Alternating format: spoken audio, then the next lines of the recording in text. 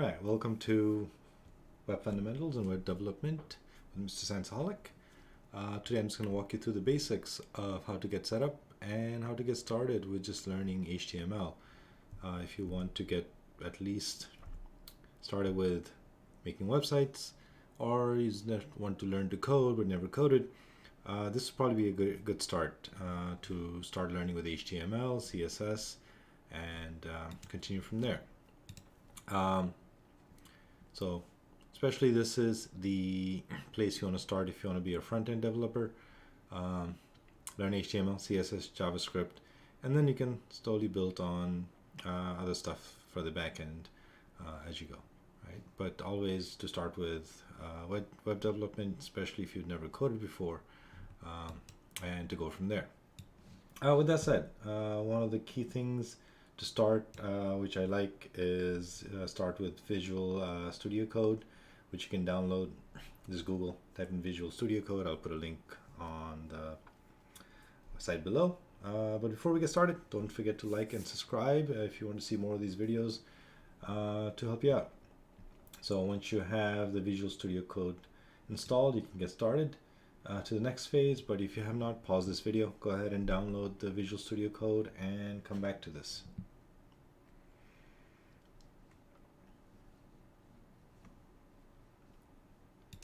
All right, so at this point, I'm going to assume you have installed Visual Studio Code.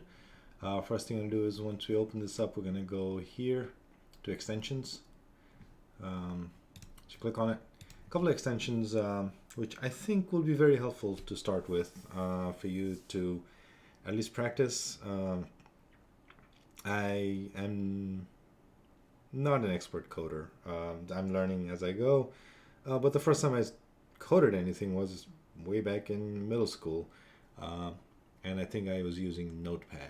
So as you can see, this is not color coded, right? Black and white text. But a couple of the stuff will really help you out if you have never coded before, and also to keep track of things.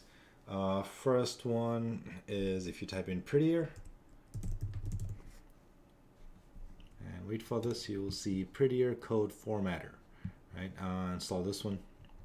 This allows you to color code things, right? Make your life a little bit easier. You can see things from changing one to the other, and you'll see this kind of play out as you code. It makes your life just a lot easier. The other one I recommend is if you type in colorizer, you can do output colorizer, right? And this one, the one I have installed is rainbow brackets. Rainbow brackets kind of nice, just so you can keep track of the brackets you have, so you don't have to, keep going back and forth, try to count the brackets, see if you actually got the brackets down, or if you're missing a bracket. So rainbow brackets a good one to have, just to get started, so you don't have to kind of keep tracing where your brackets if you forgot a bracket. The other one, let's see, especially for CSS, is color highlight. Right, this is kind of handy. You can install that. Although when you start doing CSS, some of that stuff will kind of start popping up. So this might help as you go. Next one is IntelliSense.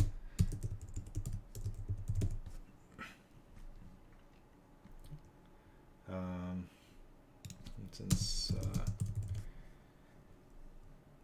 we're going to start with HTML and CSS, start with CSS, right? It helps with completion for HTML and CSS, so you don't have to remember half the stuff that goes along there, right?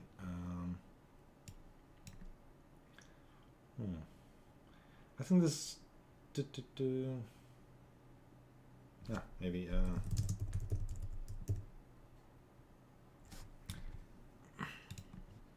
also this one, right? For autocomplete, path intelligence. Go ahead and install that. I completely forgot about this one. And this is pretty much good to get started with. You don't need a lot of other fancy stuff. And I think as you learn this, it's a good idea to just go and add on more as you use this. Keep in mind, as you practice, right? Once you get through front end, you want to do back end, you might actually install something else to actually for coding. You might actually end up doing Eclipse, which I use for Java. And again, I'm still learning Java, right? I'm kind of new. I learned a little bit of Python, which is kind of nice.